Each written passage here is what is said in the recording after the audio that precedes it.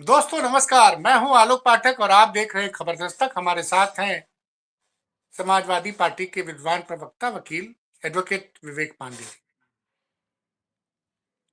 उत्तर प्रदेश से एक बड़ी खबर आ रही।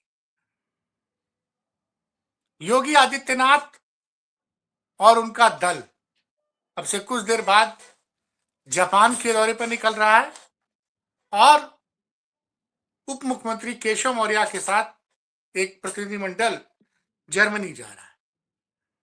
ये दोनों लोग दो अलग अलग देशों में जाएंगे, यूरोप और एशिया के, और उत्तर प्रदेश के लिए उत्तर प्रदेश में निवेश करने के लिए जापान और बाकी एशियाई कंट्रीज में योगी जी और जर्मनी और यूरोप के अन्य देशों में केशव जी गए हैं कि वहां के उद्योगपति आए और उत्तर प्रदेश में निवेश करें ताकि उत्तर प्रदेश का विकास हो सके, उत्तर प्रदेश के लोगों को रोजगार मिल सके।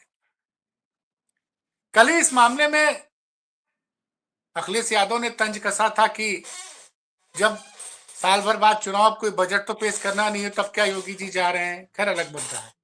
यहां सवाल दूसरा है। मोदी जी ने गजब खेल खेल दिया है। योगी जी को भेज दिया जापान, केशव जी को भेज दिया जर्मनी, और उत्तर प्रदेश फिलहाल कर दिया है ब्रजेश पाठक के हवाले, क्योंकि पाठक जी इस वक्त उप मुख्यमंत्री और सबसे सीनियर मोस्ट मिनिस्टर हैं। तो तकनीकी रूप से कहा जा सकता है कि उत्तर प्रदेश के मुख्यमंत्री का चार्ज भी संभवतः उन्हीं के पास होगा, क्योंकि भाई सीनियर मोस्ट मुख्यमंत्री Yogi Adityanath, senior most deputy chief minister Keshav Maurya दोनों देश के बाहर। अब क्या उन बटकों को न्याय मिलेगा जिनके ऊपर लाठीचार्ज हुआ था? क्या ब्रजेश पाठक 21 जनवरी को जिन बटकों के ऊपर लाठीचार्ज हुआ था, उनकी चोटियां खींची गई थी, इसको लेकर ब्रजेश पाठक जी ने कहा था कि जिसने भी बटकों की चोटी खींची है उनको बहुत पाप लगेगा, इसका भी भुगतना पड़ेगा। विवेक जी, आपके नेता ने शिवपाल यादव जी ने विधानसभा के बाहर कहा था कि ब्रजेश पाठक जी को बड़ी चिंता है कि बटुकों का अपमान हुआ। अब वो चिंता व्यक्त कर रहे हैं घटना के 20-25 दिन बाद। अगर वो अपमान नहीं रोक पाए, उन्हीं की सरकार में अपमान हुआ है, तो उन्होंने इस्तीफा क्यों नहीं दे दिया? और अब तो मोदी जी ने बड़ा क्लासिक गेम खेल दिया, क्योंकि उत्तर प्रदेश के मुख्यमंत्री जब तक प्रधान पीएमओ का क्लियरेंस होगा नहीं, विदेश जाएंगे नहीं। तो क्या ब्रजेश पाठक जी हम उन अधिकारियों पर कार्रवाई करेंगे जिन्होंने बटकों की पिटाई की थी, उनकी शिखा खींची थी? देखिए, इसमें दो बातें हैं। चूंकि इस दोनों ही बातों को स्पष्ट रूप से समझना पड़ेगा कि दो अलग विषय दिखाई दे रहे हैं मुझे इस पूरे प्रकरण में।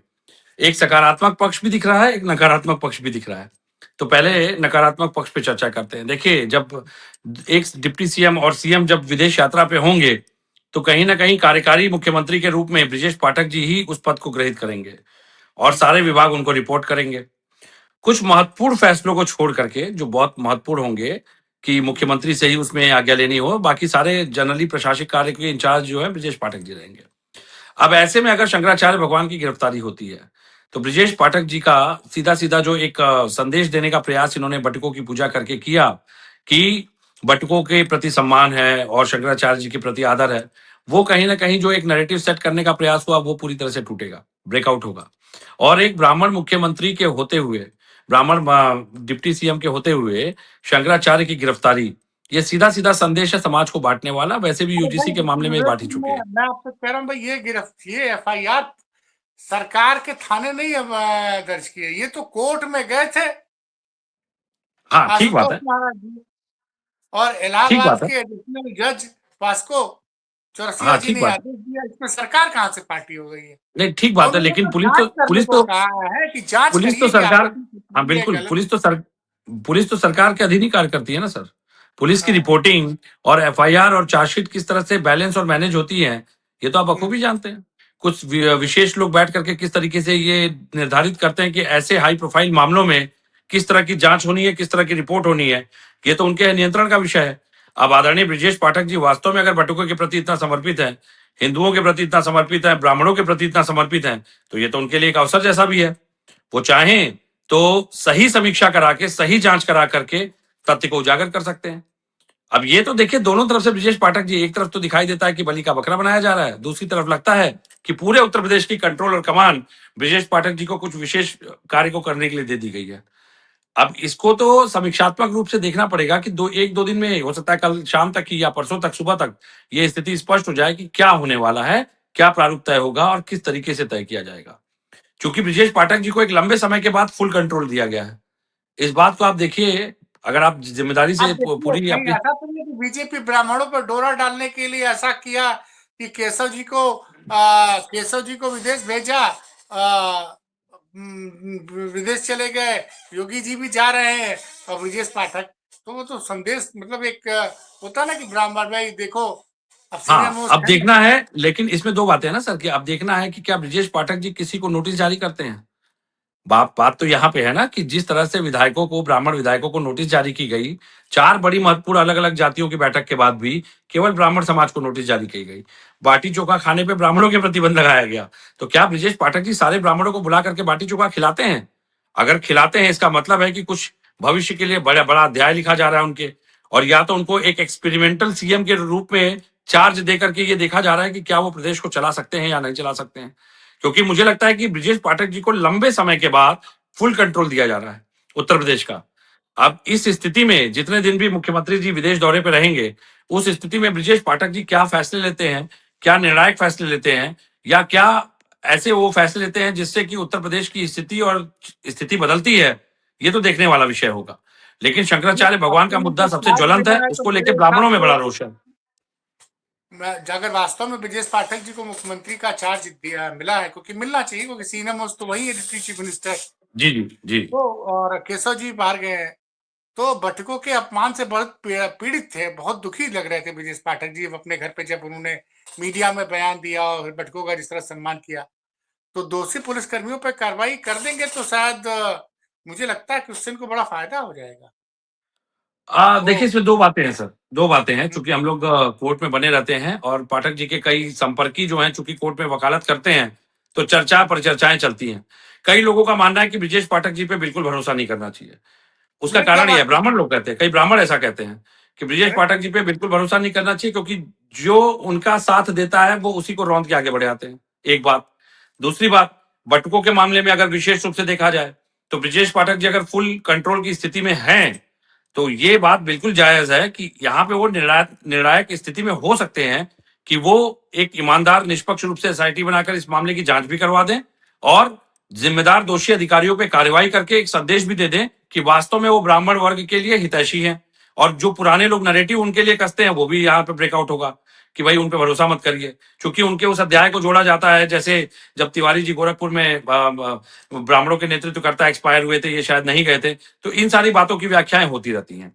लेकिन दूसरी तरफ अगर देखा जाए, तो ब्रिजेश पाठक जी को इस स्थिति में अगर पूरा चार्ज देकर के जा रहे हैं, और ऐसे समय में अगर भगवान शंकराचार्य पे कोई कार्रवाई होती है, तो इसका सीधा ठीकरा ब्रिजेश पाठक पे फूटेगा। अरे भाई फिर विवेक जी, मैं आपके इस लॉजिक से सहमत नहीं हूँ, क्योंकि आज योगी जी को जाना था, आज कोर्ट का जजमेंट आया, ये सब कुछ पहले से प्लान थोड़ी था।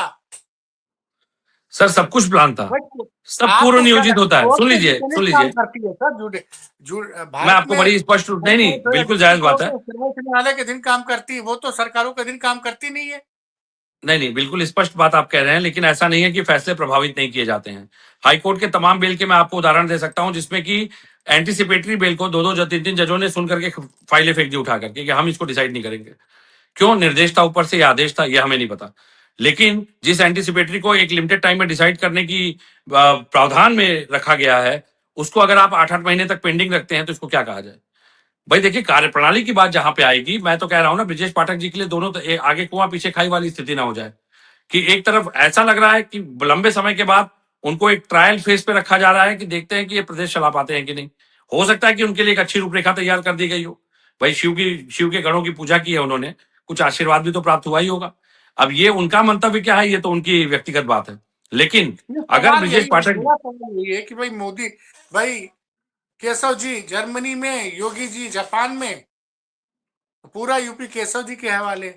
तो केशव जी के ऊपर जो आरोप लग पाठक जी रहे के, हैं, पाठक जी, उनके नेता ने पाठक जी आरोप के, लगा शिवपाल यादव जी ने जी, कि भाई लोग एक एक सवाल तो लोग पूछ रहे हैं कि बटुकों की चोट शिखा को खींचकर पिटाई की गई अमावस्या के दिन, मौनी अमावस्या के दिन, संभवतः जनवरी की 19 या 21 तारीख थी। जी। उस पे पहला रिएक्शन देते हैं हमारे मुख्यमंत्री जी 20 दिन बाद। और जब चिंता व्यक्त करते हैं तो आपके नेता भी कम नहीं, शिवपाल जी कह देते हैं, जब इतना उनको लगा कि अपमान हुआ है और ये कहना, ये लाइन मुझे थोड़ा अजीब सी लगी विवेक जी, कि आप उप मुख्यमंत्री और आप कह रहे हैं कि ये बहुत, इससे बहुत पाप होता है और आगे चल के इसका फल भुगतना पड़ेगा। और किसको कह रहे थे? देखिए, सांकेतिक प्रहार में तो अमित शाह जी ने भी ये बात कही। सांकेतिक प्रहार तो अमित शाह जी ने भी ये बात कही कि सनातन का अपमान करके आप सत्ता में स्थायी नहीं रह सकते। ये बात सांकेतिक रूप से ब्रिजेश पाठक जी ने भी कही, लेकिन ये बात स्पष्ट रूप से सीधे सीधे जो राजनीतिक पटल में भी है, पत्रकारों के समूहों में भी है, आम जनमानस के चर्चाओं में भी है, ये सीधे सीधे विवादास्पद स्थिति सीएम और डिप्टी सीएम के बीच की नैरेटिव की है, जो कि एक लंबे समय से उत्तर प्रदेश के जनता के विकास की बाधक बनी हुई है। क्योंकि डिप्टी सीएम और सीएम के बीच की दूरियां किसी से छुपी नहीं है। वो कितना भी इसको खाना पूर्ति करके इसको लीपापोती करने का प्रयास करे, लेकिन वास्तविकता यह है कि बीजेपी के खेमे में कुछ भी सही नहीं चल रहा है। बीजेपी में सब एक दूसरे को ओवरटेक करने के चक्कर में है। इंपोर्टेड नेताओं से, बाहरी नेताओं से बीजेपी संचालित हो रही है। जमीनी कार्यकर्ताओं की लगातार अवहेलना हो रही है। अभी देखिए, ब्रिजेश पाठक जी ने उस दिन एक मंच पे बात कही थी कि कौन पार्टी का है, कौन नहीं है। क्या योगी आदित्यनाथ जी भाजपा के हैं? क्या ब्रिजेश पाठक जी भाजपा के हैं? इस सब में सबसे ज्यादा नुकसान तो केशव मौर्य जी का हुआ है, अगर देखा जाए तो। सबसे ज्यादा नुकसान में तो केशव मौर्य जी हैं। वास्तविक स्थिति अगर पूर्व चुनाव की देखिए तो केशव मौर्य जी के चेहरे पे, उनके संगठन नेतृत्व के आधार पे बीजेपी ने वापसी की, और जहां जिम्मेदारी उनको मिलनी थी वहां पे किस कारण, क्या कारण, वो तो दिल्ली जाने और भाजपा का आंतरिक संगठन जाने, कि रातों रात मुख्यमंत्री का चेहरा पहले मुझे लगता है कि उनको गाजीपुर के थे, उनको घोषित करने जा रहे थे, अचानक से इनका चेहरा सामने ला दिया गया हिंदुत्व के रूप में। अब सबसे बड़ी बात, जब इनको हिंदुत्व की उस कुर्सी पे बिठा दिया गया, सिंहासन पे, ये हिंदुओं को ही बांटने में लगे हैं। ये तो हिंदुओं पे ही सबसे ज्यादा प्रतिशोधात्मक कार्यवाही में लगे हुए हैं। ये आए थे, जबकि इनकी दूरी, राजनीतिक दूरी, देखिए देखिए, यहाँ पे एक बात समझनी पड़ेगी। मैं फिर वो बात वृत्तांत को दोहराऊंगा आपके मंच पे। ब्राह्मणों को वर्तमान में 3 मैसेज दिया गया। एक, नोटिस दे करके ब्राह्मणों की बैठक के बाद, जबकि कुर्मी महासभा, समाज की बैठक हुई, लोध समाज की बैठक हुई, अल्पसंख्यक मोर्चा की बैठक प्रदेश कार्यालय पे हुई, और उसके पहले कुटुंब की बैठक हुई। लेकिन नोटिस मिलती है केवल ब्राह्मणों को, एक बात। दूसरी, यूजीसी ला करके जिस प्रकार से ब्राह्मणों के, ओबीसी के और अन्य वर्गों के बीच में आक्रोश का एक निर्माण किया गया, और इसमें भी ब्राह्मणों को जिस तरह से दरकिनार करने का प्रयास किया गया इस बिल के माध्यम से एक संदेश देने का, वो दूसरी ये घटना थी जिसमें कि सीधा सीधा संदेश दिया कि इस्तेमाल करके फेंक दिया जाए। वो फेंकने वाली स्थिति में सवर्ण आ चुके हैं। भाजपा उनको झटक चुकी है, भले वो सवर्ण भाजपा का माने ना माने। वो कभी कोर वोटर हुआ करता था, लेकिन 3 दिन से जो सोशल मीडिया पे चल रहा है लगातार, योगी जी और मोदी जी और अमित शाह जी के जो बयान चल रहे हैं, वो पीटीए की राजनीति को केंद्रित करते हुए दिखाई दे रहे हैं। तो उत्तर प्रदेश में भाजपा की स्थिति, विशेष रूप से भाजपा में सवर्णों की स्थिति और सवर्णों में भी ब्राह्मणों की स्थिति, ये है कि भाजपा को उनकी आवश्यकता नहीं। भाजपा 65-66% के उस वोट बैंक को टारगेट करने का प्रयास कर रही है इस चुनाव में, जो कि उनका कोर वोट नहीं कहा जाता, जो कि समाजवादी पार्टी या अन्य राजनीतिक दलों का पेटेंट वोट है, पीटीए जिसको हम कहते हैं, पिछड़ा दलित अल्पसंख्यक। भाजपा उनको साधने का प्रयास कर रही है, और यही कारण है कि ब्राह्मणों को संदेश दिया जा रहा है कि आप लोग किसी भी मंतव्य में न बोलेंगे, न सुनाई देंगे, न दिखाई देंगे।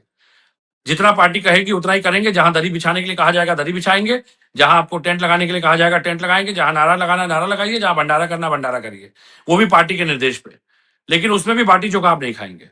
सीधा संदेश दे दिया गया है ब्राह्मणों को, और बटुकों का अपमान करके अंतिम संदेश दे दिया गया है कि अब भाजपा को ब्राह्मणों की आवश्यकता नहीं, क्योंकि ब्राह्मण को एक नैरेटिव सेट किया गया है कि ब्राह्मणों के पास कोई विकल्प नहीं है भाजपा के सिवा।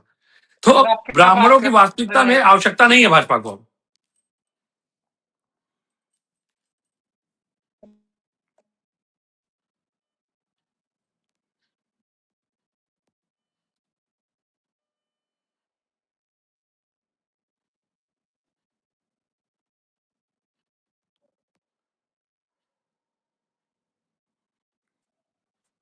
मेरा आपका नेटवर्क सर कुछ फंस रहा है, नेटवर्क में कुछ आप ऐसा नहीं कह सकते। बीजेपी बीजेपी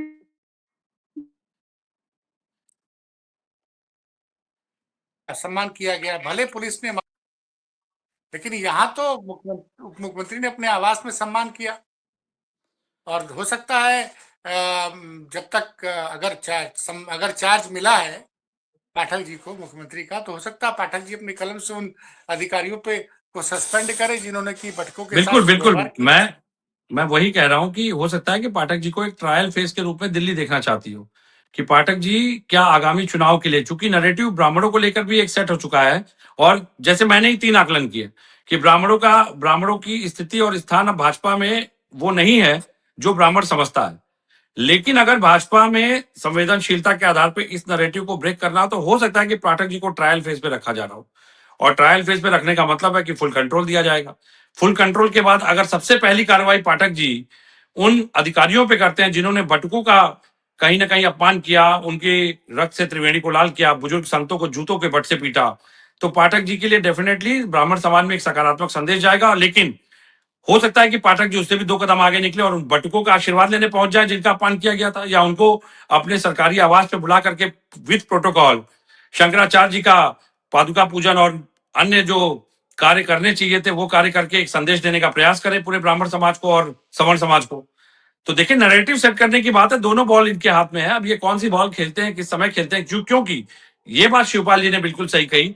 आज आदरणीय अवमुक्तेश्वरानंद जी महाराज के ऊपर कोई संकट आता है तो उनके अनन्य भक्तों में जो भी हैं वो तत्काल उसका विरोध करेंगे, और उसके बाद अगर हम सत्ता में हैं, शीर्ष पे हैं, और अगर हमारे रहते शंकराचार्य भगवान या हमारे किसी भी गुरु के साथ कोई अपमानित कार्य हो रहा है तो हम उसका विरोध प्रदर्शन करेंगे, चाहे सत्ता में हम रहें, चाहे सत्ता में हम ना रहें।